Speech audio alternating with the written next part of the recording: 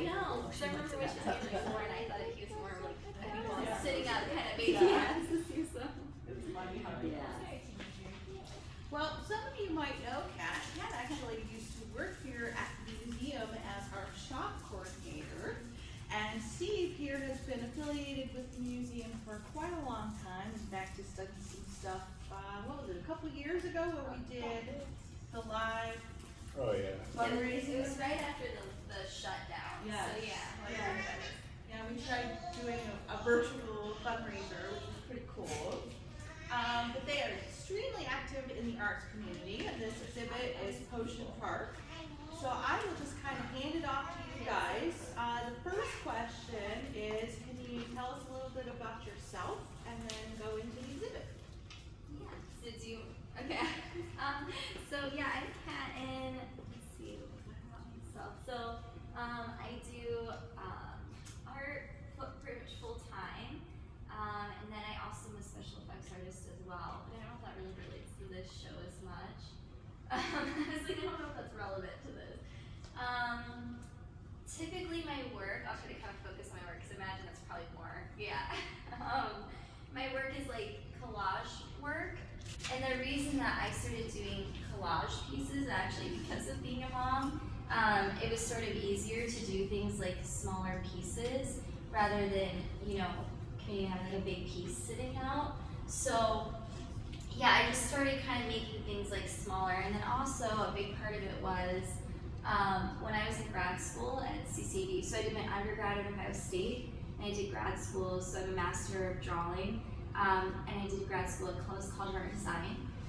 And when I was in grad school, my mentor, Gordon Lee, he passed away, but he had me, I did this like oil painting I was really proud of, and I was so excited to show him. I would do weekly visits, and like I said, I'm getting over a cold, so if I sound a little derpy, that's why. It's not COVID, but just like, in case I sound a little. But my mentor, I was so excited to show him this painting, and it was just, a traditional like oil painting on canvas, and he told me to cut my painting up, and it was kind of a practice to like overcome the ego, like just kind of like liberate yourself. Like basically he was like, you shouldn't have made your like best piece at the age, I was like 32 at the time. So anyways, I would sit every week in my studio and kind of look at this painting and that knife and just like didn't want to cut it up. He'd come in every week, Kat, that needs to be cut up. Finally I cut it up, and I actually scissored my finger because of it, and it kind of like, it did kind of liberate me, and so all of my work then also became these like cut apart pieces. It totally changed how I made art. But his point being like, you just don't want to ever be like, this is the best piece I've done. Like it's always, there's something like greater out there, and there's always something like more to work towards. And then it just kind of changed where I felt like I could make these different worlds, like these fragmented things. So my work, that's a big difference between Steve and my work, which, so maybe, I'm not sure how much you guys know about this show, but we have pieces we do by ourselves. Mine are all the wood cuts. And then we have a couple collaborations, which would be, these two are collaborations, and then one right here. You can kind of tell, I think, when you look at them, like we have very different painting styles. Like I'm very figurative, and more like representational, like not necessarily photorealism, but more similar to that. So like, the fox is mine. And then Steve's work is more like fluid and expressive, and like a lot of movement to it. Where I'm a master of drawing, so my stuff looks, even my paintings, they're more like drawings. If that makes sense. So like with this collaboration, you can kind of see, if you look at what kind of looks more like it's drawing with a paintbrush. That is typically my stuff. Like that one's the flowers in the face, and then he builds around it. Let's see. Normally my work, it talks about like neighborhoods and people I meet. But for this show, we wanted to do a theme that, we both could have fun doing together. And we wanted it to kind of be like loose and fun, especially like being post-COVID. We just wanted something like we wanted to create like kind of a wonderland that you could like go into and just have fun and be like cuddly and snuggly and all the good vibes from. So that's why we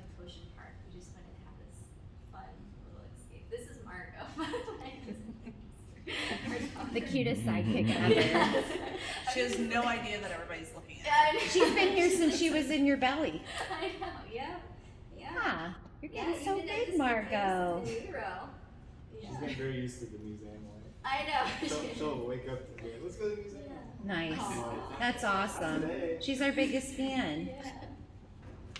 And then I'm not a Canton native. That's also probably a difference about us as artists. Is I'm originally actually from way back. Like, I was born in Mansfield, but Cleveland feels most home to me. And then I went to school a long time in Columbus, so I've kind of been all over Ohio.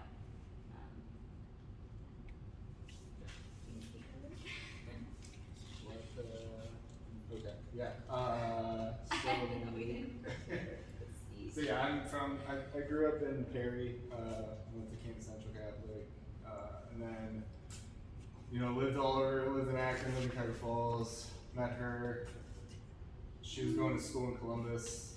I immediately moved down with her. We lived in Columbus, did a bunch of art things together, and continuously grew and kept meeting more artists and more things, and then eventually moved back up here.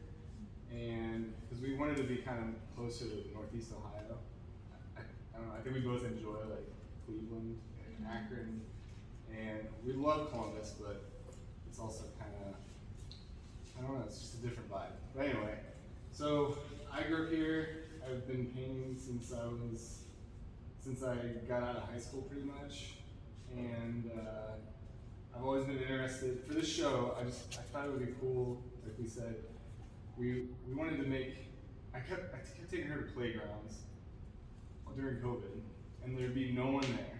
And I just kept thinking, like, isn't it weird how you have to have a kid, and it's not weird, you have to have a kid to go to playground, but it's weird that we go to playgrounds with these kids, and we enjoy these areas, and I thought it was, I just wanted to like use slides. I wanted to use like weird shapes in these paintings because I was inspired by taking her to the playgrounds all the time. And I thought it would be neat to have like playgrounds for our eyes. That was my original idea before we even got this show. I wanted to incorporate some of that stuff, and so I did throughout.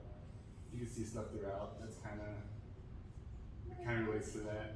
But and for this show, I also wanted to do landscape stuff because I also do mixed media work as well, and I do murals, like large scale murals and stuff. That's also usually figurative. But I really like doing these landscapes because, like we were saying, post-COVID, I think it's nice to give people something to escape to and just hang out in, and it gives your brain a break. So I always like doing these weird environments that could give people, it's almost like, I trail run a lot, so I go up to like, the Cuyahoga National Park and stuff like that, and I always think it's interesting to bring the stuff I see out in the woods to my paintings in some loose, abstract way. And when I watch people hang out in those paintings, it actually I've seen people just get lost. And that's all I want. I just want people to have a little vacation and find some things and find some weird textures and find these like little hidden coves.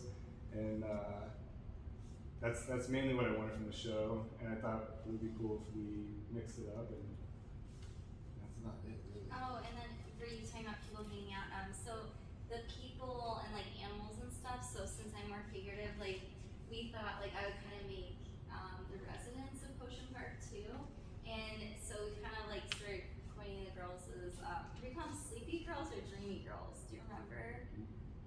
Yeah, I think they're like the sleepy girls, like the pink haired girls, like the first one. So that's what they're kind of like, kind of sleepy, dreamy, maybe a little high. I don't know. Like hanging out in this like psychedelic wonderland. Yeah. So we try to make them kind of like all sleepy and dreamy.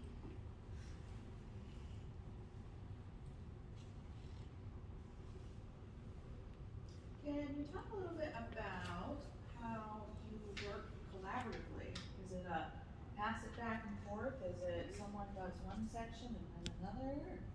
We start with a super rough idea. Like verbally, like we just talk it out. And I think from the beginning, I think we just had a loose idea. Like Yeah. I wanted her to have as much freedom as possible. I wanted me to have as much freedom as possible. So we just kind of I would, hand her a piece and she would just go, Yeah. and then she'd hand it back to me. And we like work collaboratively. Like we used to do an art show similar to this every single year, really until COVID, where we would each do individual pieces, collaborative and individual. So we have a lot of practice doing collaborations. Like we did a collaboration like within months of like hanging out, and we've never had like an issue, or it's never been like we just did a podcast recently. And have you guys ever fought over it or told each other? No, it's never. But it is very much like, say with this one, we'll kind of talk like, oh, it'd be, neat to have like a big head and kind of make it like this mound of a landscape. So like that might be the only thing we would say verbally, and then I will like kind of start painting things in and then pass it to him. He'll add it, and we just pass it back and forth. And so we don't like work shoulder to shoulder. We don't really have any idea what the other person's doing until you get it back. But we also do a really good job of collaborating because we're never like, oh, you did that, or you painted, or like, there's never. No. I think there's mutual respect and it's trust. kind of fun to see So what the other person comes with. Yeah. Yeah, if one of us was like gonna drop the ball, then I think either one of us would be nervous about it. Yeah. But because we both trust each other, there's never been conflict. And I've also never, we don't care if the other person goes over something. No, Like, that's have at it. Yeah. Who knows what'll happen? So. So was it? So we Sorry. know each other's art really well too, so I think that also helps. Like we kind of know what each other's. Like you good kind of at or set gonna each other do. up with what you add. Like, oh, if I do this, he might do this really cool thing. Yeah. Here. Yeah, in a way. Yeah, we kind of can a little bit. Yeah. Well, I was just wondering because you said you talk it out. So what does it sound like when you talk it out? Because it sounds like a lot of it's unspoken. Like you just. It is a lot Right? of it is unspoken. Yeah, we started a very. I mean, it literally is Open. like maybe you could do a head here, and then I want to build a world around it, and then like that's it. Yeah. We just kick it back and forth. And also, like, I never know what I'm gonna do. Yeah. Period. Like, I kind of just go. So planning is I'm a horrible planner. So it's kind of have to just be open-minded to whatever's gonna happen, and that's usually how it goes. And it's nice too because she'll set up the structure. Like, Yeah, I think these two I just Yeah. started and passed them on to. Yeah. I don't think we had a conversation with those two. I don't know. I think I just like started them and then put them in Yeah. your studio, and then you started. And it's also, we have 2 kids, so it's Yeah. like, we talk it over during lunch or whatever, and then we're like, okay, break. And Yeah. she'll work on something for a few days and then hand it off, and then I'm like, here's Mario, and take it. It's just like, it's constant motion around us. So it's, But it's kind of fun because you're like, you have no idea what it's gonna look like. Collaborate. You're like, yeah. you have no idea what they're gonna do with what you did. And Are you more of a planner cat? I am. Okay. Yeah. So yeah, I kind of sketch things out. We'll use references and stuff like that, and then he works very organic and fluid. But I think that's what can make him interesting sometimes, like to see where he expressively goes with it. Mario's the art. It's funny because she's usually so shy.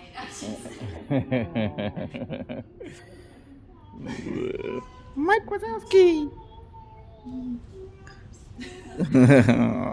You singing Twinkle Twinkle Little Star for them? That's funny because I now can't see his face.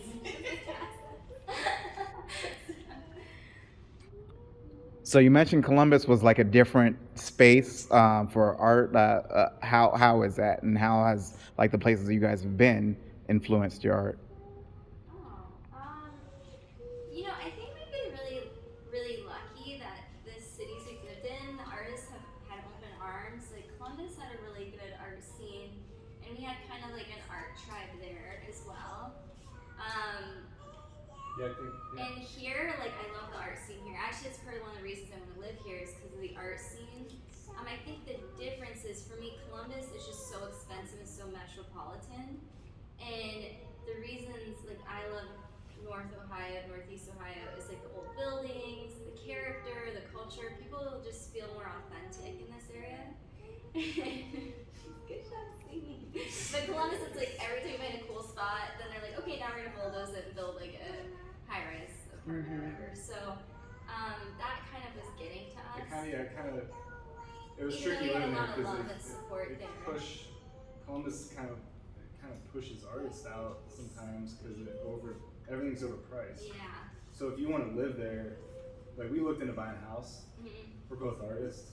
They just like, Impossible. laughed at us. Impossible. So like we were like, man, if we're ever gonna have a house, it's gonna be up north. And but yeah, Columbus is great, and we had a really good community of people, and we still have friends. Yeah, out and there's there. 3 artists there. But yeah, but with Canton, the draw for me was I love that in such a small area, there's so many like cool galleries, and they all are so different from one another. Like Silo Arts, Patina, the Hub, BizTap. I'm trying to think of like, I mean, we have so many different spaces in Canton, and then I feel like also moving to Canton, any idea I had in the arts, like I was like, oh, I want to teach a workshop in this, I want to do a mural in this. Back then, it was like, Canton was like, yes, let's do this. They had all the like answers and solutions. Oh, you need a wall, oh, you need a grant for this. And so Canton, I'm very grateful for that reason. They just, especially back then, they made things, so many endless possibilities for artists.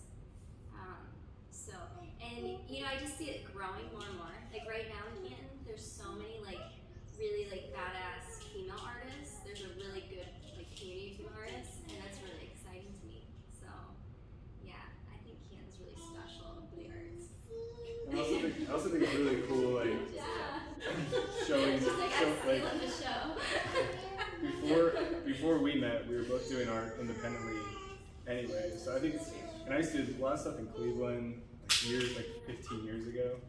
And I think it's just interesting, like getting involved in these different cities, meeting people, and then you move on to another city and you meet these other core people, and then you just keep moving to different cities, and then all of a sudden you're genuinely friends with these artists, and then you can cross mingle, and you end up going to a city and you run into someone that was from Cleveland years ago, and you're like, oh my gosh, like how crazy, and you're getting put on this big project.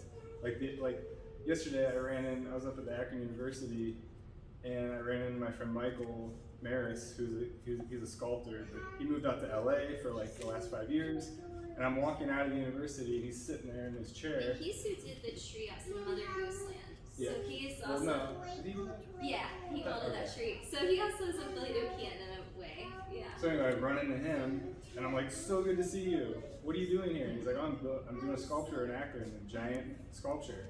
Dope. And I'm just like, it's so cool to see these artists that you met when you were pretty much a kid, in your early 20s, and now they're getting put onto these legit, beautiful projects, and you see them winning, and you're just like all rooting for each other. Like, that's the best. I think that's cool as can be. I think another important thing, and this is also something to know about like us as well. So we both paint murals, and so I think that also has been how we've become so like, entangled with these other artists. I think that's a huge part of it, being muralists, especially like, Steve was a very like established muralist when we moved to Columbus, so it's kind of like you have this huge billboard kind of making you known as an artist, like when people see your art. Yeah. So big. Yeah, and you get to make when you paint murals and stuff, you actually make stuff in I the community. think that's made like us getting to know other artists a lot easier. Because I don't want to make it sound like, oh, every artist just becomes friends with every time we move to a city. So I think being muralists definitely helped that. And then also I think with the collaboration, us collaborating, especially for Steve, I think the reason we can do it so well because a lot of artists like can't, they like get it. I think it's because you collaborated with so many muralists all over the country, and you guys are like working like in time, like I think I personally think that has a huge part of it, That's true. Yeah. Well, I know that everybody's like supposed to bring their own meaning to like each one of these, but I was just wondering if you can pick like one or two of them and like kind of talk about what it means to you, like just so we can see how you guys think about your artwork.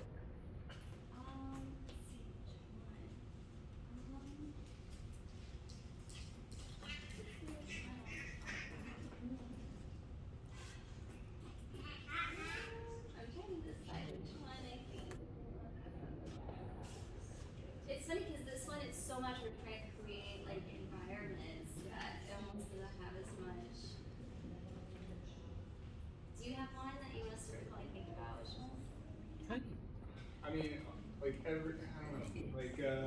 Because we were I so made- thinking about spaces and textures, environments. I can talk about one of the individual ones. Yeah. So this landscape, I started this landscape, and I wanted to do this a piece that had to do with being built up. I just wanted it to be centered, and I wanted things to be like kind of pushing something towards the middle.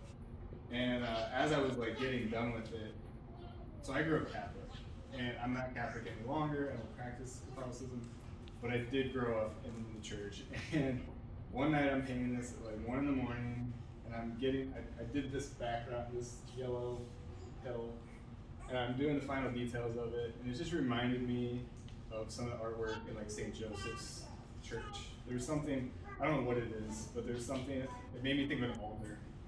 And so I was just thinking how interesting it is. It's almost like I made this space. Like the space was like made for me almost. Like, I don't know how to explain it. Like these pieces just develop. So there's no plan, and then you just are kind of guided by each shape, each structure, each weird little organism lends itself to the next. And in a lot of my landscapes, I try to make them look like they're hugging themselves. Like things are like kind of like coming around and like embracing themselves. I don't know why, but it just keeps happening. And I don't know. Margo's I don't know why. modeling how you should feel in your This is what we hope you would She's feel like. rock rolling Yeah. across the gallery. This is what we hope you'd feel if This is her interpretation. There it is. So is this a collaborative piece then? No, this is Just yours?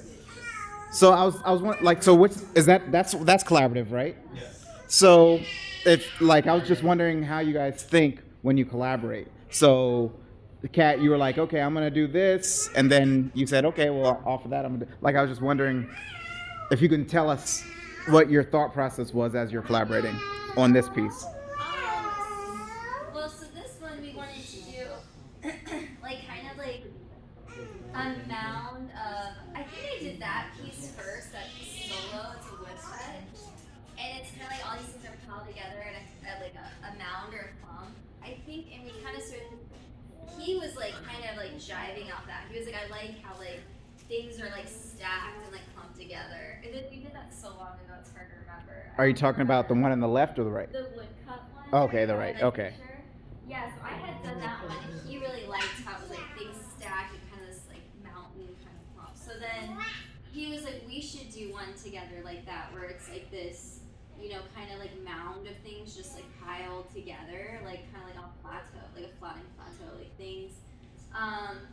And I was literally like, that's about the conversation. I was like, okay, yeah, I like that idea. Like it was really fun to just kind of like stack things on top of each other.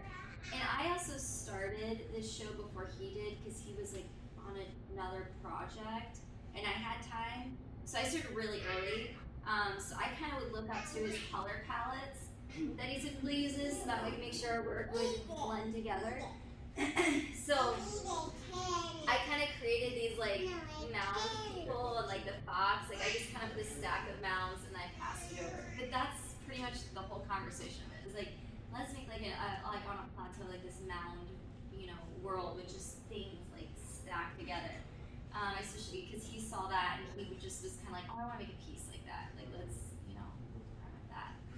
So Cool. yeah, because if you look, his work is kind of like you know, like that one. It is kind of that mound-like structure of things floating. So when I did that, he was like, "Ooh, I could kind of pull off." Mm. But it's very, we don't talk too much about it. We kind of let it all happen as we paint. Yeah. How'd you describe his style in contrast to yours? So I think it's funny because even like we were just on this podcast and they kept wanting to say how similar we were. And we don't think we paint similar at all. We think we're actually like polar opposites with how we work. And I do think visually people agree with that because people love, especially in theater collaborations, being like, oh, I know what part you did, I know what part he did. And we're like, yeah, that's good. Like, we don't want to look like the same human. Mm-hmm. But how we're different is he is very like loose expressive and kind of like melty and flowy. Like when he paints, it's kind of almost like a dance, you know, like.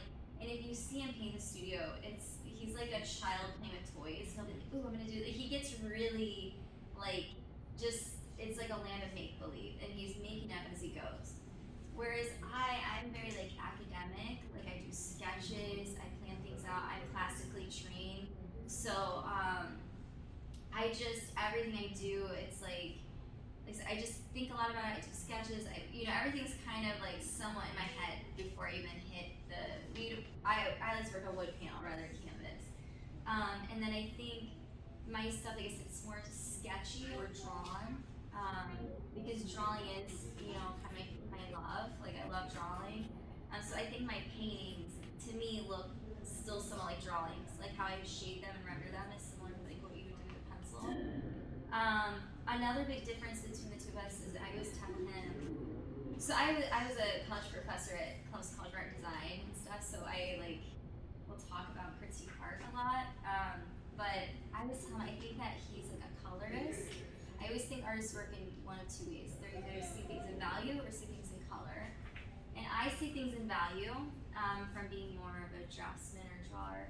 And he sees things, the way he sees color, he's self-taught or self-trained. And I went to college, so I went through these programs learning these color wheels. And how he sees color is just so, I don't know, it's like he's just born understanding color. He has a really beautiful eye for color, Mm-hmm. Whereas, if I were to see something in black and white, I would probably punch up the tones different. Okay. So, I don't know if that makes sense. No. It's great. Thank Okay. you. Appreciate it. So we're just so opposite with it. And actually, when we first started collaborating with each other, it was difficult for me back then because I was like, well, let's talk about what we're gonna do. And he was like, I don't know, let's just start painting and see what happens. He's so free floaty, and I'm like, what? You don't want to do sketch. You don't want to figure out what we're gonna do first.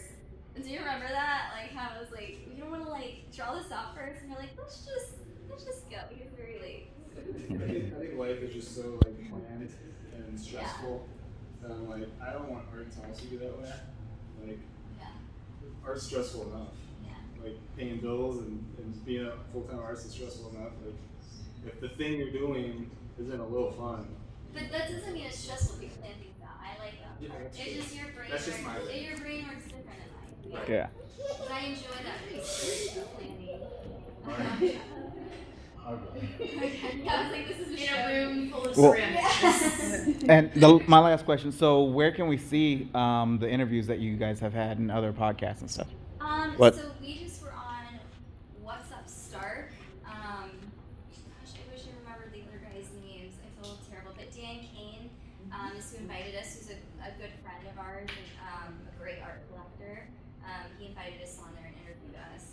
So, and we really go into our art making process a lot. Good. Yeah, so I think if you just look up What's Up Stark, and that's a great podcast anyways, they're always showing out local businesses. Mm-hmm. Yeah, Okay. Thank you. thank you. Thank you so much. I hope it does sound No, good. this is perfect. I think I was in my mind I was like, oh, it'll be casual, I don't have to prepare anything. No, it's fine. Okay. Perfect. Alright. We like casual. Okay. I like having a real conversation. It's not Yeah, good, like okay. to say there's one story. Yeah, Oh, it's not yeah, yeah. Thank you so much. If you would like to stick around and watch some of the other Yeah, well, and thanks for being patient with Margot. Oh, okay. Yeah. Yes, All right. Margot just